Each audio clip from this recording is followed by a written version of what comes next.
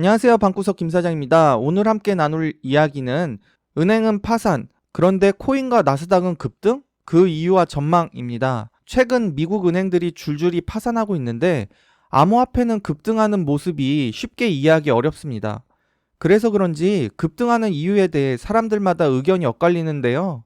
이렇게 의견이 엇갈리는 상황에서 주식시장마저 불안하다 보니 이 기회를 틈타서 암호화폐를 마치 무언가 특별한 자산군인 것처럼 포장하고 과도한 투자를 유도하는 모습까지 보이기에 스스로도 균형 잡힌 시각을 얻고자 상황을 정리해 보았습니다.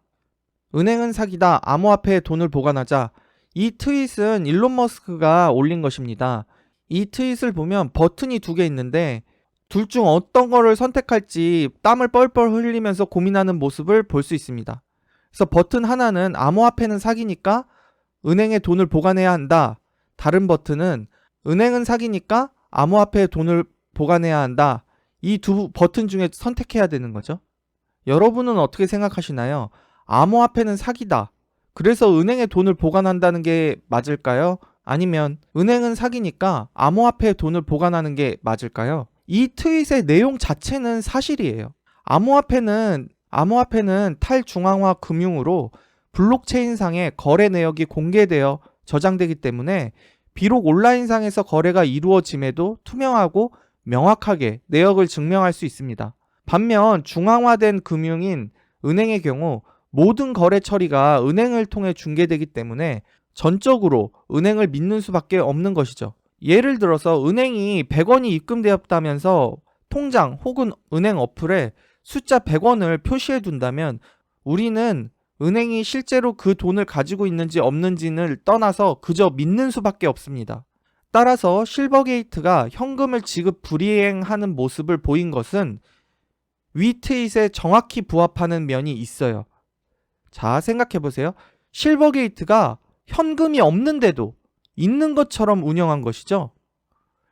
결국 일론 머스크는 위 트윗을 통해 현재 중앙금융 시스템인 은행을 비판한 것입니다.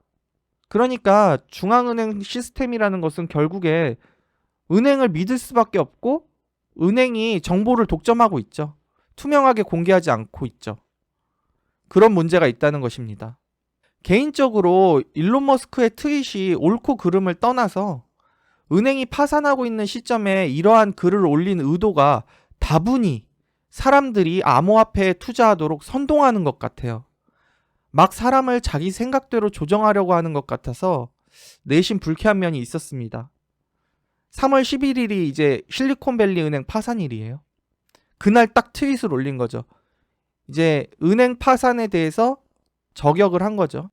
물론 결과적으로 이 트윗을 보고 나서 암호화폐가 크게 상승했으니까 이거 보고 투자한 사람들은 돈을 많이 벌었을 거예요.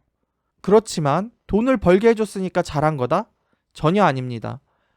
실버게이트 캐피털의 문제점 등을 사전에 파악하고 숏배팅했던 사람들은 대처할 틈도 없이 한순간에 파산하였습니다. 그 사람들에게는 마른 하늘의 날벼락 같은 상황이죠. 저도 테슬라 주주고 사업가로서 머스크를 존경하지만 이런 건 자제해야 한다고 봅니다. 너무 많은 사람들에게 영향을 미칠 수 있잖아요. 어찌되었던 이렇게 은행에 대한 불신과 공포가 암호화폐에 대한 수요를 늘렸고 암호화폐가 급등하고 있다는 주장이 있습니다.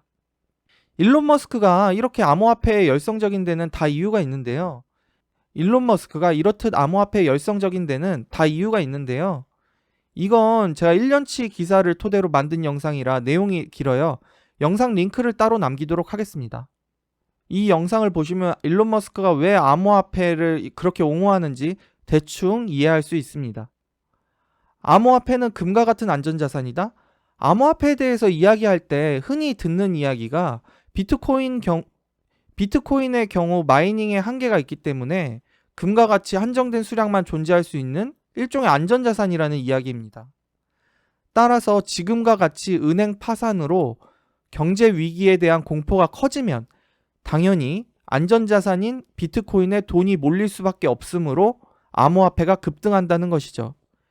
개인적으로 이게 가장 잘못된 생각이라고 말씀드리고 싶습니다. 이거는 좀 악의적일 정도예요. 절대 암호화폐는 금과 다릅니다.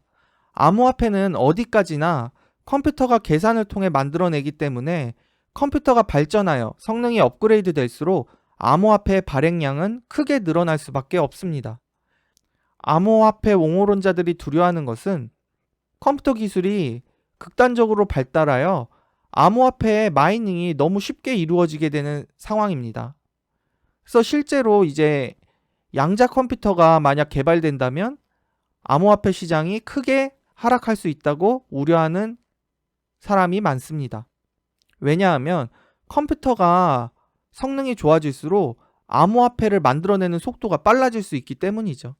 그렇게 되면 암호화폐 발행량이 무한히 늘어날 수 있고 결국에는 암호화폐 가치가 하락하겠죠. 오히려 암호화폐는 주식보다 더 리스크한 투자 자산입니다. 아래 차트는 코로나19 팬데믹 이후 나스닥 종합지수와 비트코인을 비교하기 쉽게 겹쳐놓은 것입니다. 그래서 보시면 코로나 팬데믹 이후 나스닥 종합지수 차트의 움직임, 그리고 비트코인 차트의 움직임입니다. 거의 완전히 똑같다고는 볼 수 없지만 거의 비슷하게 움직이는 것을 볼 수 있죠.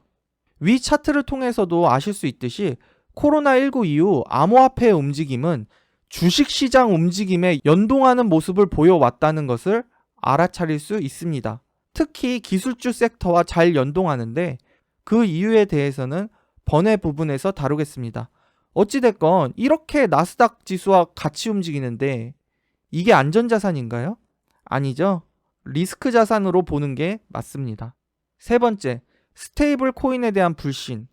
최근 1코인당 1달러를 유지하던 스테이블 코인이 1코인당 0.87달러까지 떨어지는 상황이 발생했습니다. 이는 USDC 발행사인 서클사가 3월 11일 실리콘밸리 파산으로 인해 준비금 33억가량이 손실될 위기에 처하면서 나타난 현상입니다. 이것도 이제 관련 영상이 있습니다. 위 링크의 영상에서 말씀드리는 것처럼 스테이블 코인은 탈중앙화가 아닌 서클사에 의해 통제되는 코인이기 때문에 서클사가 제대로 준비금을 예치하지 않고 USD 코인을 발행해도 사실상 이용자는 알 수가 없습니다. 예를 들어서 준비 예치금은 100원만 준비해 놨으면서 USDC 코인은 1000원어치나 발행할 수도 있는 거죠. 앞서 은행을 믿지 못해 암호화폐를 선호하는 것과 같은 것입니다.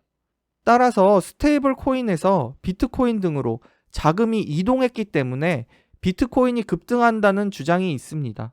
막상 자금이 이동해도 스테이블 코인은 1코인 1달러로 고정되어 있기 때문에 스테이블 코인의 가격 변동은 없습니다. 다만 비트코인의 도미넌스, 그러니까 비트코인 시총 자체가 높아지는 것이죠. 이로 인해 비트코인으로 자금이 이동하고 있다는 게 확인되고 있기 때문에 스테이블 코인은 안 변하고 비트코인의 도미넌스만 커지니까 비트코인 가격만 오르는 것처럼 보이는 거죠. 네 번째, 가장 현 상황을 잘 설명하는 것은 유동성. 앞서 세 가지, 은행에 대한 불신, 안전자산으로서의 암호화폐, 스테이블 코인에서 비트코인으로의 자금 이동, 최근 암호화폐 급등을 설명하는 관점들을 살펴보았는데요. 개인적으로 지금 설명드리는 유동성 증가로 인한 급등이 가장 현실성 있는 설명인 것 같습니다. 유동성 증가로 인한 급등 가능성이 높은 이유는 아래 비트코인 차트를 통해 설명할 수 있는데요. 신기하게도 차트를 살펴보면 실버게이트가 파산할 때까지는 비트코인 가격이 떨어집니다. 그리고 실리콘밸리 은행이 파산할 때까지도 가격이 크게 반등하지 못하고 있어요. 그런데 본격적인 상승 움직임이 나타난 것은 미국 정부가 예금자 보호를 발표하면서부터입니다. 그리고 그 다음에 추가로 또 크게 상승한 것은 은행 기간 대출 프로그램을 미국 정부가 시행하면서부터죠. 무슨 말이냐면 미국 정부가 예금자 보호하고 은행 대출 프로그램 시행하면서 사실상 시장에 유동성을 공급했고 그 유동성에 의해서 비트코인이 상승한다는 것입니다. 예금자 보호로 인해 서클사 또한 USD 코인 준비금 33억을 다시 찾을 수 있었고 관련된 많은 기업들이 위기를 넘긴 상황입니다. 미국 재무부와 연준은 유동성 위기에 놓인 금융기관에 대출을 해준다고 발표했는데요. 이게 지금 시장의 유동성을 증가시킨 거죠. 그래서 암호화폐를 상승시키게 됩니다. 관련 기사도 있습니다. 여기서 끝나지 않고 3월 17일에 은행 기간 대출 프로그램을 만들어서 시행함으로써 추가적인 유동성을 언제든지 공급할 수 있다는 것을 보여줍니다. 사실상 미국 정부가 은행만 지원해 준 것이라고 말하지만 여러분, 은행이 돈을 어떻게 법니까? 다른 사람한테 대출해주고 이자를 받아서 돈을 벌죠. 결국에 은행에 돈을 지원해주면 그 돈으로 은행은 기업이나 개인에게 대출을 해줄 것이기 때문에 실질적으로 시장에 유동성을 공급한 것이나 다름없습니다. 결론 및 전망. 앞서 4가지 상황을 토대로 보면은 암호화폐에 특별히 호재가 있어서 상승한 것이라고 보기는 좀 어렵습니다. 물론 복합적인 이유가 있겠지만 유동성 증가가 굉장히 큰 역할을 한 것이죠. 그러나 미국 재무부와 연준이 은행에 제공하기로 한 유동성이 금액이 정해져 있습니다. 그래서 정해진 유동성이 다 소진될 수 있기 때문에 지속적으로 암호화폐를 끌어올리는 동인이라고 말하기는 어렵죠. 따라서 미 정부에서 제공한 유동성이 한정적인 것을 생각해 보셔야 합니다.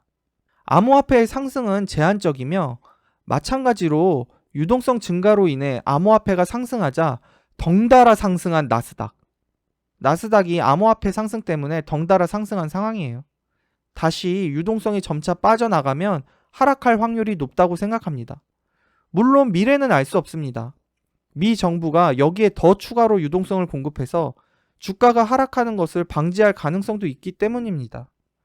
따라서 투자자 여러분들은 미 정부가 추가적인 유동성 공급을 하는지 혹은 공급한 유동성을 회수하기 위해 어떠한 조치를 취하지는 않는지 그런 이슈에 집중하시고 투자하시면 도움이 될 거라 생각합니다. 번외, 비트코인이 상승하면 나스닥이 오르는 이유.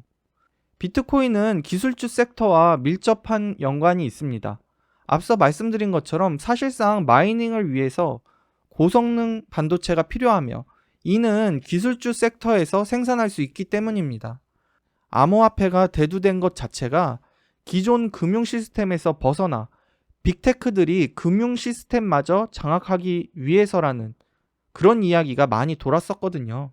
크게 이슈화되지는 않았지만 테슬라 외에도 애플과 메타, 구글, 아마존 모두 직간접적으로 암호화폐와 연관이 있으며 자신들의 결제 시스템에 추가하려는 시도를 보이고 있습니다. 나름대로 자신들의 플랫폼에서만 사용할 수 있는 암호화폐도 만들어서 유통하고 있죠. 우리나라도 기업들이 코인을 발행하는 모습은 쉽게 볼 수 있죠. 아래 기사에 들어가시면 볼 수 있습니다. 따라서 암호화폐 상승으로 인해 기술주 중심의 나스닥이 전통적인 산업 기반의 다우보다 잘 버티고 상승하는 것도 당연하다고 볼 수 있습니다. 암호화폐 가격이 오르면 마이닝 마진도 좋아지고 반도체 가격도 오르니까 주가도 오르게 되는 거죠. 다만 개인적으로 이 현상을 유동성 증가로 인한 일시적인 현상으로 보고 있기 때문에 아직은 조금 더 지켜보고 보수적으로 투자해야 할 때라고 생각합니다. 그럼 다음 시간에도 돈 되는 이야기로 찾아뵙겠습니다. 감사합니다.